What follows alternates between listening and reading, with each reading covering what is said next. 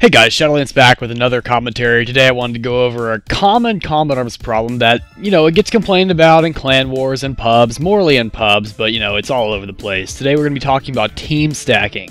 So first of all, what is team stacking? A lot of people actually don't really know how to use the term properly. It's basically an unfair advantage gained legitimately in-game through stacking the skill of one team over the other team. To put it simply, it's unfair teams.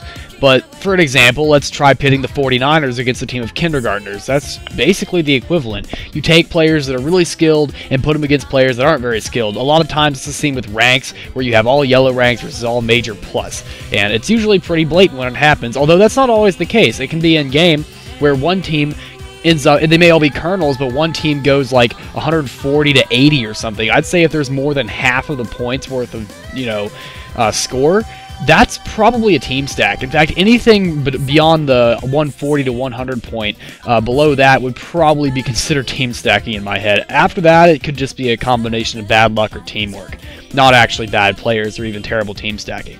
But I mean, it's a thing though. People like to win. There are immediate incentives like extra EXP and GP, and it's actually a great way to boost your KDR. I mean, although you can get banned for power leveling, but most people don't consider the long-term issues. For one, it will actually make you a worse player overall.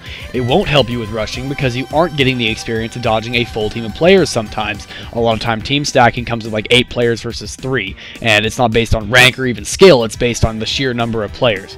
Secondly, your KDR will not reflect your actual skill, and it will be harder for you to gauge how good you actually are. That's the whole point of a KDR.